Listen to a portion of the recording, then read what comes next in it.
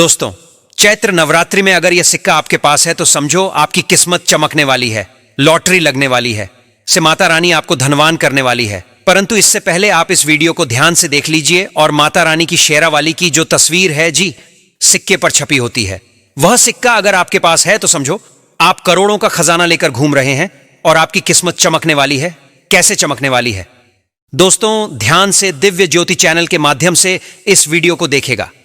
यह सिक्का आपको रातों रात करोड़पति बन सकता है और आपकी किस्मत को चमक सकता है।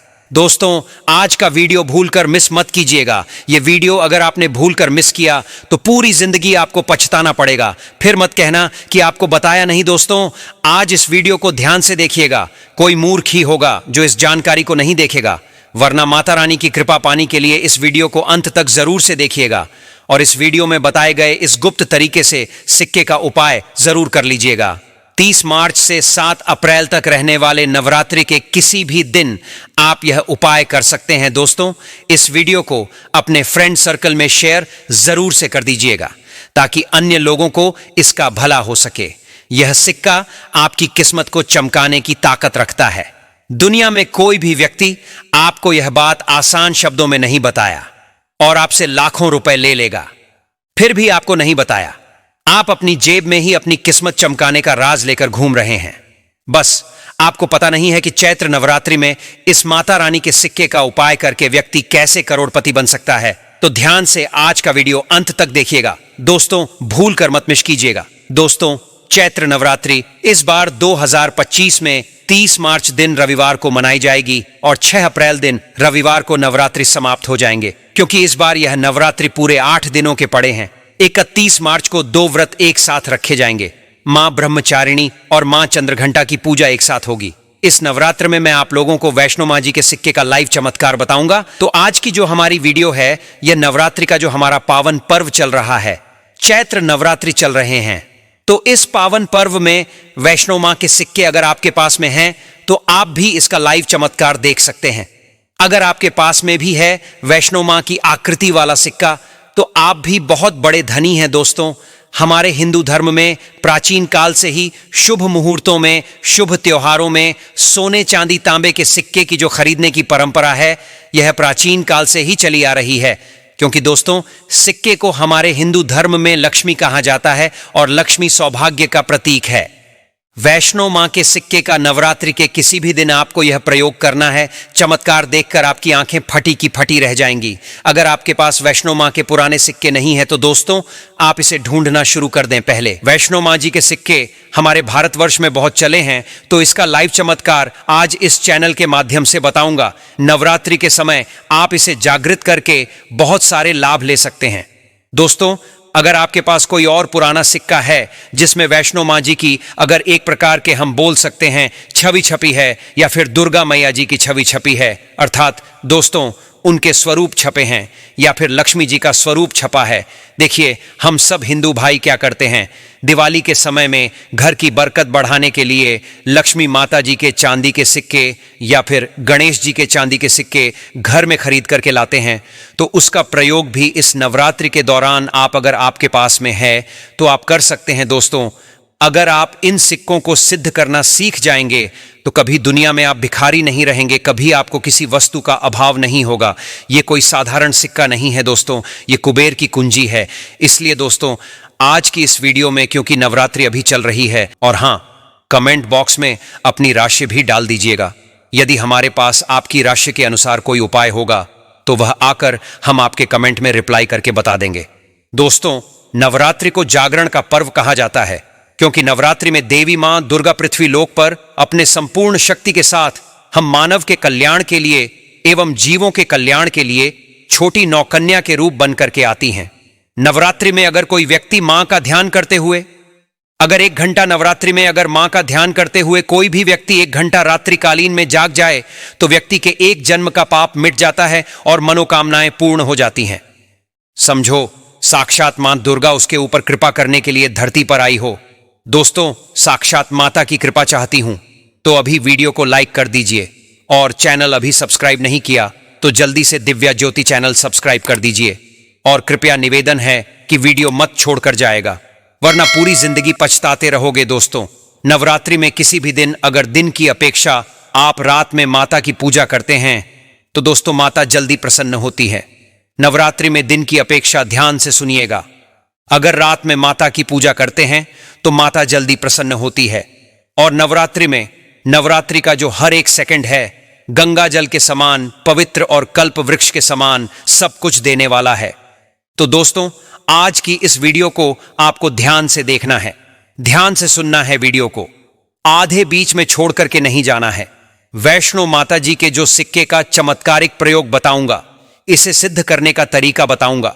दोस्तों यह आपको रंग से राजा बनाएंगे, आपको यह इच्छित नौकरी दिलाने का काम करेंगे, यह आपके हर कदम में मित्र के भांति मदद करेंगे।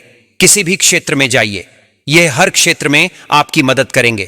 तो इसलिए आज की वीडियो बिल्कुल ही मिस मत करना। देखिए दोस्तों, ज्ञान हमेशा काम आता है, वीडियो को कभी भी आधा अधूरा मत देखा करें। अधूरा ज्ञान पाप का भागी बनाता है, अधूरा ज्ञान व्यक्ति का हमेशा नाश करता है। तो दोस्तों एक खास बात कि इस वर्ष की नवरात्रि पूरे 9 दिनों की है।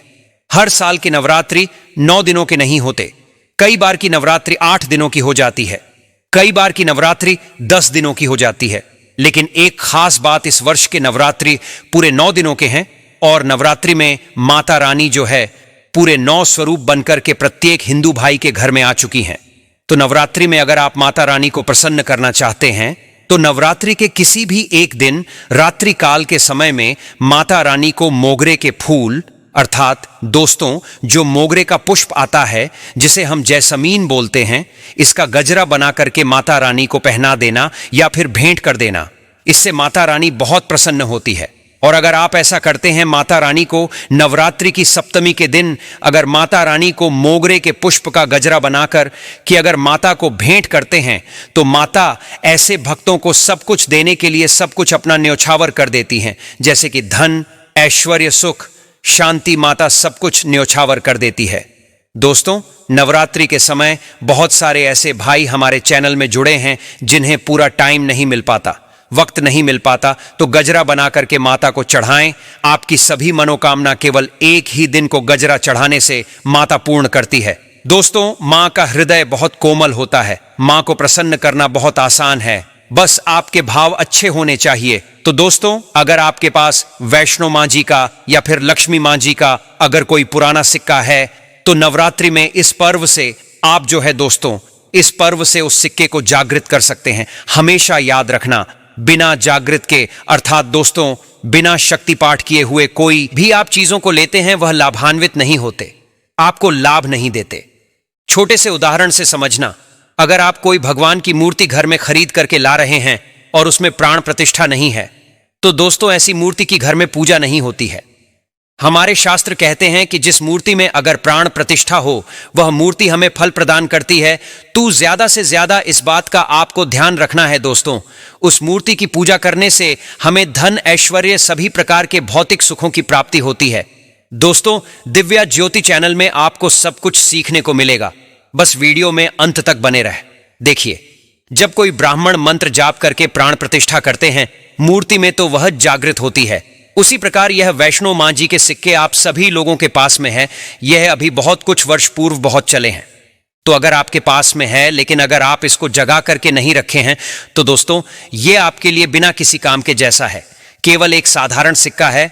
लेकिन आज की इस वीडियो में इसको मैं जो जगाने का तरीका बता दूंगा, अगर आप यह तरीका सीख जाएंगे तो यकीन मानो आप वैष्णो मां जी के इस सिक्के को जागृत करके दिन दुगनी और रात चौगुनी अपनी तरक्की करा सकते हैं।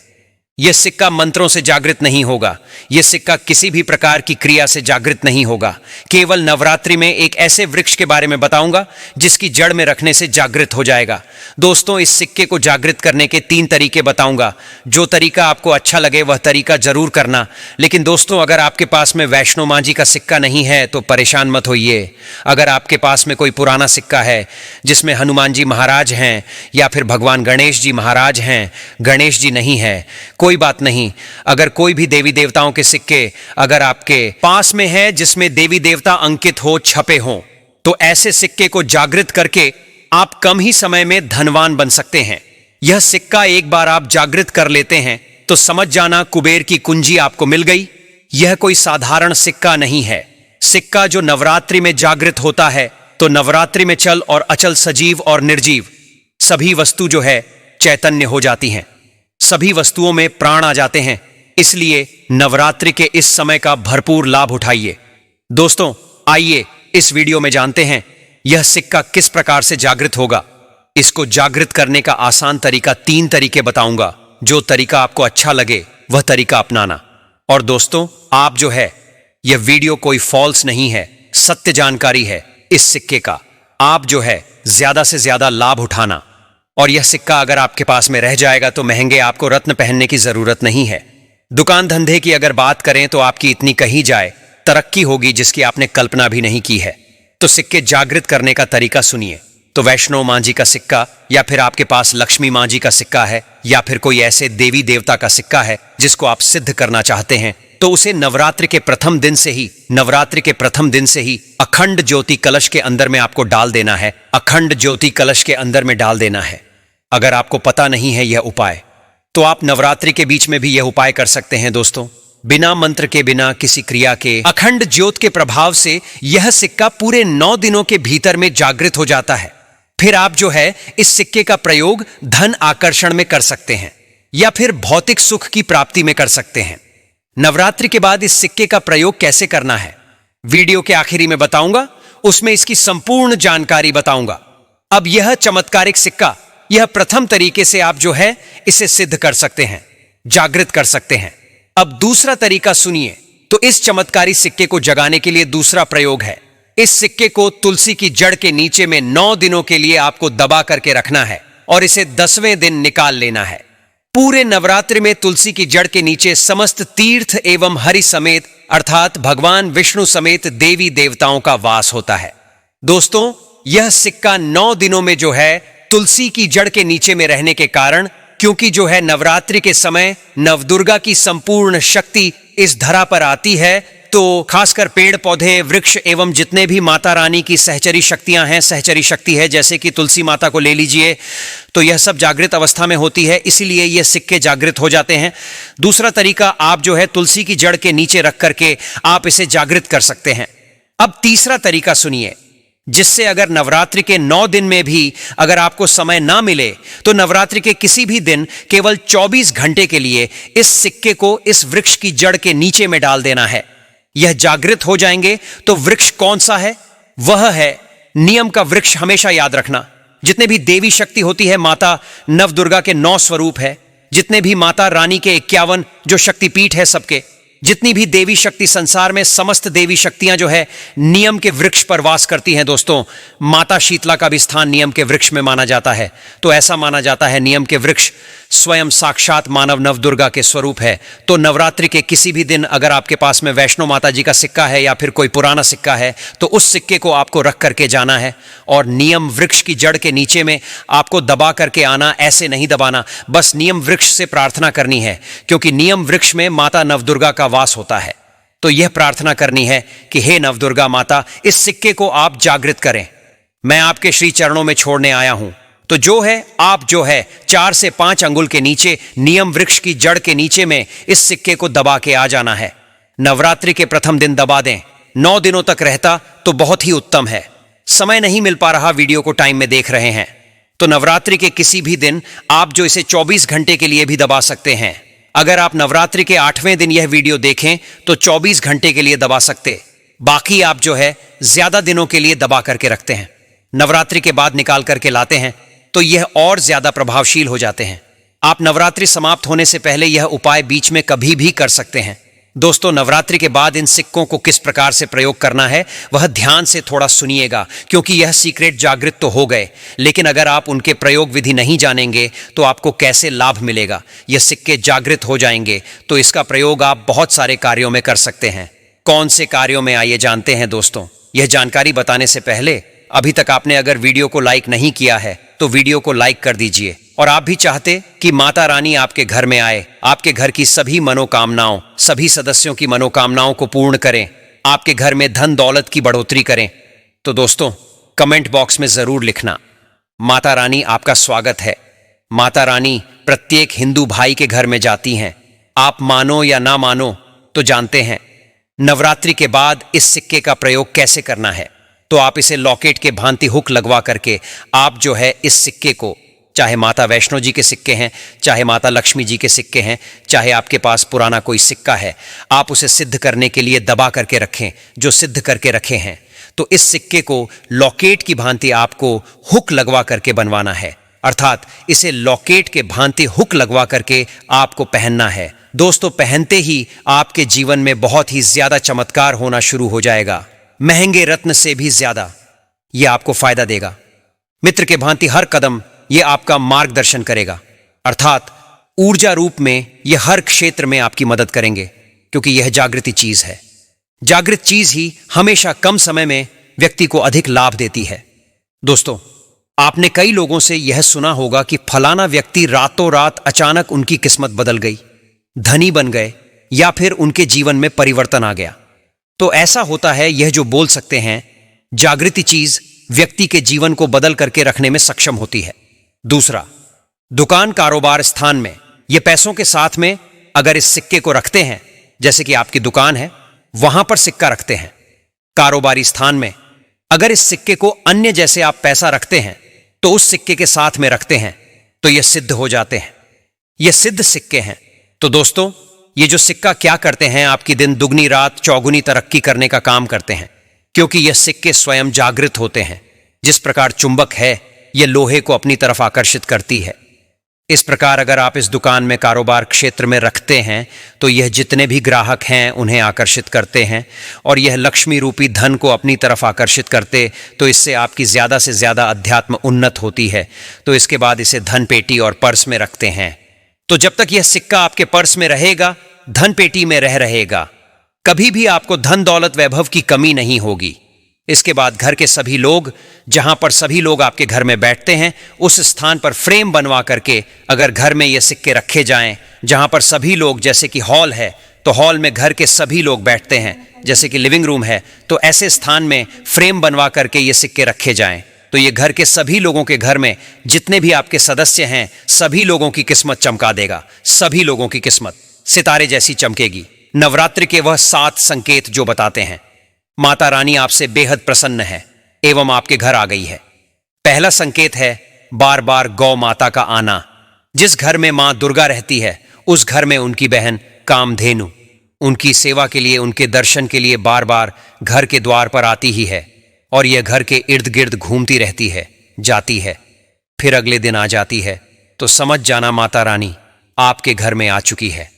दूसरा संकेत, मधुमक्खी का घर में आना। दोस्तों, मधुमक्खी को मां दुर्गा का स्वरूप कहा गया है।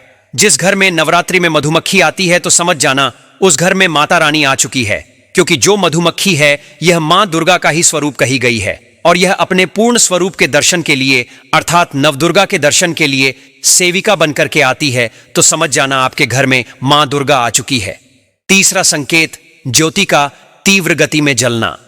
जी हां, अगर आपने अपने घर में माता रानी की प्रसन्नता के लिए, भक्ति प्राप्त करने के लिए ज्योति स्थापित करके रखी है, और अगर ज्योति की लौ अचानक गति से जल रही है, या जो धूप अगरबत्ती आपने जलाई है उसने ओम की आकृति बनने लग जाए, तो समझ जाना ज्योति के समक्ष स्वयं माता रानी खड़ी है, और आपको भी अंतरात्मा से माता रानी के होने का एहसास होगा।